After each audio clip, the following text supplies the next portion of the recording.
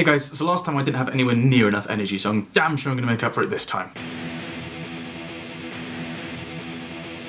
So, work. What you're looking at is an animation which I produced of the Earth's temperature evolving over time. The red stuff's slightly hotter, the blue stuff's slightly colder. The really blue bits are the Himalayas, the Andes, and the Vinson Massif in Antarctica.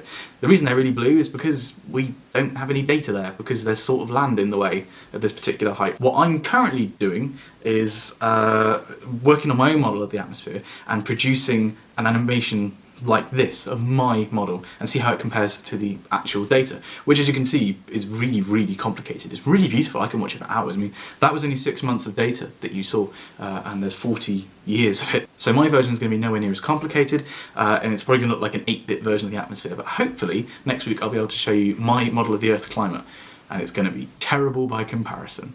But that's science for you. We're, hopefully by the end of this term, we'll get there.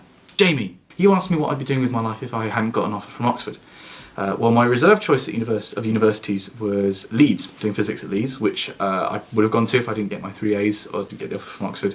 And if I hadn't, well, I always knew when I was in sixth form that I wanted to carry on with education. I wasn't done with learning, so I think if I hadn't got any offers from universities at all, I would have applied again and again and again. But if that had failed, then probably would have done something to do with writing and journalism, I guess. I feel like our questions have been very serious, so maybe this week we should try something a little bit different. What's your favourite video game of all time? And I know that you like video games, so I expect an detailed answer. It's going to be like a 15-minute video probably. But yeah, in 5 minutes or less, what's your favourite video game? Social. In St Peter's we have this amazing poet called Anna McCrory. She's actually the president. No, she used to be the president of the Oxford Poetry Society, and she's going to the Edinburgh Fringe to do a set of poetry, and she wants to test it out on a bunch of guinea pigs, basically, which I happen to be one of.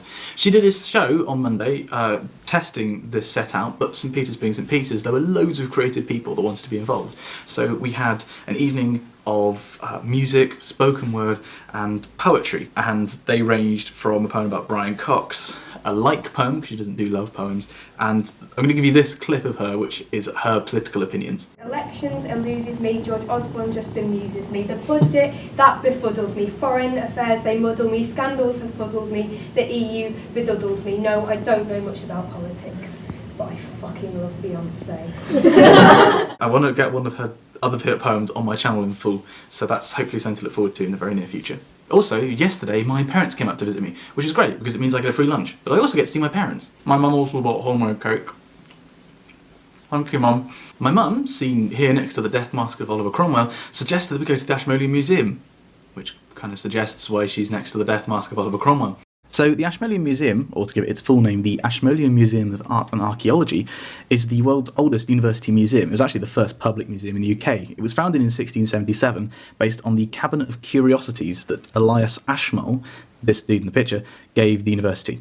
If you're into your art, then it has contributions from Michelangelo, Monet, Manet, Gainsborough, Pissarro, Titian, Van Gogh, Degas, Renoir, Turner, and there is a Da Vinci somewhere, but I couldn't find it. On the archaeological side of things, there's absolutely loads of stuff which we didn't get around to this time, but they had, amongst other things, this sword, this incredibly ugly baby, this derpy line, and the world's most uncomfortable looking pair of underwear. If you're ever in Oxford, do go and check it out. It's one of the most amazing museums. I've been here for 4 years and I still haven't managed to make the most of it. My question to you, the viewer. So by now, we're halfway through this vlogging project. I've been vlogging all of last term and we're halfway through this term. I'd like to know from you guys what you'd like to see me do more of. Do you want me to see more of Oxford? Do you want me to have me talk more about my work, maybe explain some more of my work to you? If you have any ideas, any suggestions about what you'd like this series to become in the future, I'm literally open to everything. Please leave your suggestions in the comments.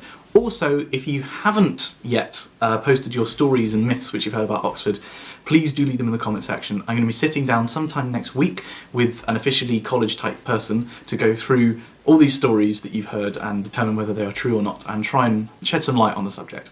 I think that's it from me this week. Have a fantastic week, everybody. If you like the video, feel free to like it. You don't have to if you don't want to. And yeah, I will see you on Thursday, Jamie.